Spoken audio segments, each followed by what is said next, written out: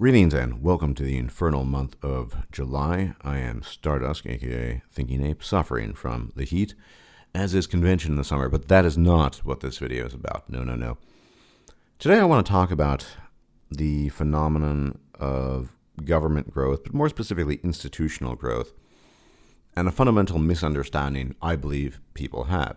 Now, of course, it's no surprise that governments grow, or rather, the fact that governments grow does not come as a surprise to anyone. And it is practically a credo of the libertarian movement to suggest that government is too big and we could fix most, if not all, of our problems if we just shrank the government.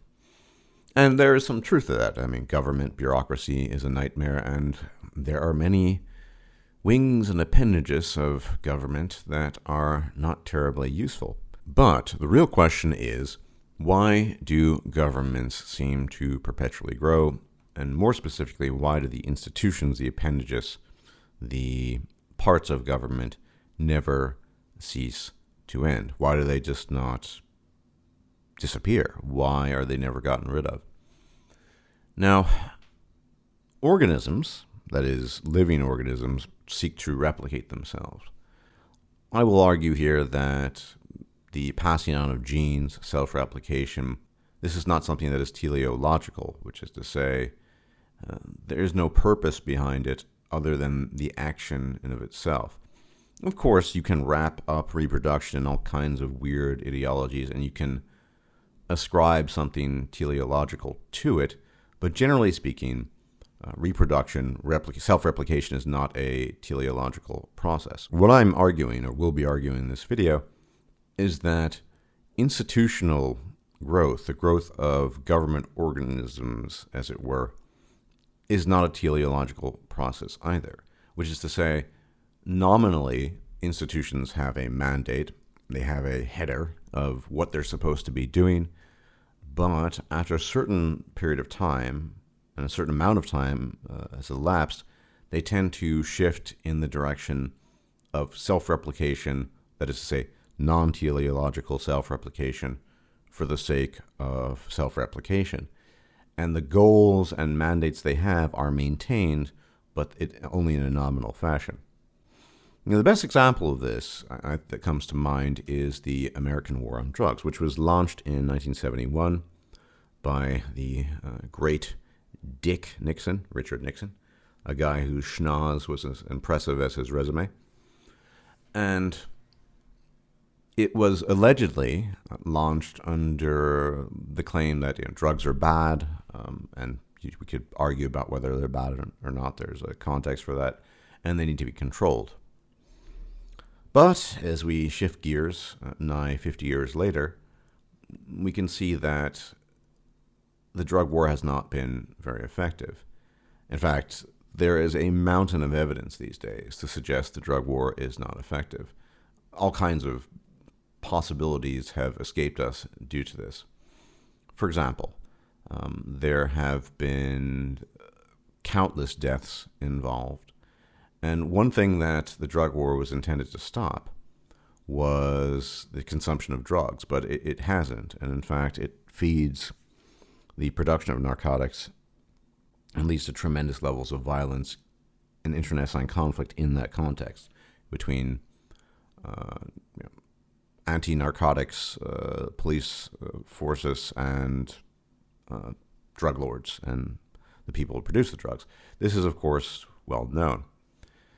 And there's a growing body of evidence based on countries such as Portugal, which decriminalized the possession of drugs in 2001, that if you decriminalize drugs, you'll get more positive results relating to drugs. So some of these things are drug use. I'll be posting a link to this. The level of drug use dropped below the European average, declined among the population aged 15 to 24. Overall decrease there, less criminality, and so on and so forth. So that we know that, at least by means of observing Portugal, that decriminalizing drugs can be a positive, and not waging a drug war in this context certainly comparatively speaking, is not a good thing. There are other negatives. Another example of the cost benefit in the war on drugs in the United States, in addition to the evidence that we can garner from a place like Portugal, are some theoretical calculations that have been done by Harvard economist Jeffrey A. Myron. And he states, more or less, that the annual savings in enforcement and incarceration costs from the legalization of drugs would amount to roughly $41.3 billion, with 25, this was in 2008, by the way, so it's probably more now due to inflation, 25.7 billion being saved among the states and over 15.6 billion accrued for the federal government. Myron further estimated that at least 46.7 billion tax revenues based on rates comparable to those of tobacco and alcohol. This is, of course, in the context of getting tax revenue off of drugs. 8.7 billion from marijuana, 32.6 billion from cocaine and heroin, remainder from other drugs, etc. I mean, what I'm trying to illustrate here is that there is a mountain of evidence these days, that the anecdotal evidence, hard evidence based on things, statistics from Portugal, and it's just known that the drug war doesn't work. There's also historical evidence. You look at alcohol prohibition and why that didn't work, and why the amendment was repealed in that particular case. The government, a very rare instance of the government repealing something. Now, you would think with the massive body of evidence, anecdotal, historical, current, that the drug war is ineffective, doesn't work well, leads to lots of death, misery, violence, and most importantly, doesn't curb drug use, which was part of its original mandate, that, the authorities would say, we've been trying this for such a long time, but it's not working, right? Imagine you wish to run your fastest up a hill, and you tie rocks down to your ankles, and you just can't figure out why you can't run your fastest, because every time you run up the hill, you don't really think about removing those rocks tied to your ankles. Now, this should not be surprising. The same could be said, really, of the IRS. Many of you might be familiar with FATCA, and this act, which basically allowed the IRS to go outside its jurisdiction to force foreign institutions, and has no authority over foreign institutions, through threats and penalties to reveal financial information about American citizens or even their spouses in many cases, all allegedly under the premise that they're trying to track down these sort of billionaire offshore accounts or what have you. But really, it's the common man who suffers the most, and in some cases his spouse. And they basically threaten these institutions across the globe with financial penalties on yields and transactions in the United States. I believe it was about 33%, or thereabouts. That is well outside the jurisdiction of what the IRS can actually do according to their mandate, but they did it anyway. And there's an endless list. I mean, the Department of Education, for example. I mean, look at the educational system in the United States. It is shite. It's terrible. And it used to be actually better prior to the inception of the Department of Education. But we still have it. Now, people will debate the specific merits. It's not as clear-cut a case as the case for getting rid of the war on drugs. But all these things continue. The question that arises is, why do these things continue? Why is there a perpetuation of these various institutions? Why do they grow? Department of Homeland Security, for example, not too long ago, declared the distinct possibility of banning laptops from flights. Now, laptops have been around for quite some time now.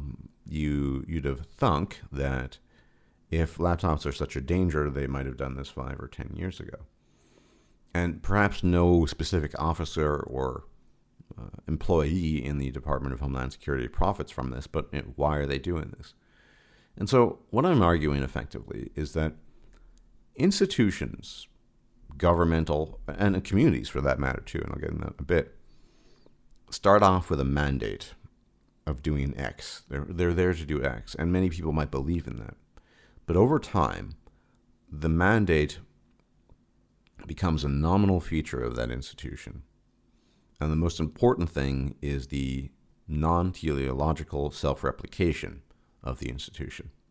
And this explains why you have God knows how many institutions and people involved in the war on drugs when it is a manifest failure, when we know it doesn't work, it didn't work, it has not worked, it's just a bad idea. And it just comes down to that's what government organisms do. They grow in the same sense and try to self-replicate in the same sense that humans and other organisms do. I'm not an antinatalist per se, but I've heard arguments by antinatalists that are fairly cogent and persuasive. Now, when someone who is a natalist, very strongly natalist, I'm kind of neither really, but when someone's very strongly natalist and runs up against antinatalists, and the natalist doesn't have good arguments to counter, it doesn't really matter, because self-replication is non-teleological. There's no purpose behind it. There's no goal. And so such arguments fall on deaf ears. The same thing applies across the board to communities and the thought processes involved there. Take the skeptic community at this stage. I've talked a lot about that, certainly recently. They might have started with a mandate of opposing feminism and criticizing far-left lunacy, but now that is merely a nominal feature. And these channels exist to self-perpetuate, to self-replicate themselves, to continue on. And in this specific case, it manifests itself, of course, as monetary self-replication, maintaining the treadmill that they're running on, and they can't really get off. It matters less what they say. It's why I think ultimately Sargon and these people will say things like anti-egalitarian. And I think the same thing could be said, for example, of the alt-right. If you look at economic history, you know, for example, that many of the wars fought in Europe, the conflicts in Europe in the 16th, 17th, and 18th century specifically, were due in large measure to economic policies related to protectionism. Protectionism, as a rule, is probably not the best policy. It leads to conflict more than anything else, potentially violent conflict. And we have historical records, in some sense, to document this, if you look at economic history. Now, many alt-righters are for protectionism and would ignore the evidence there. So when people ignore evidence and are unwilling to change their views and their minds on something, oftentimes when they're part of an organization or a community, it's because the self-replication is a goal unto itself, even though self-replication isn't a goal. It's not teleological. This becomes problematic on a number of fronts. One is oftentimes there is a kind of insidious intentionality ascribed to groups, communities, institutions, the desire to do X. Now, that sinister intentionality might be there in the first instantiation of whatever institution you might be talking about, or group of people.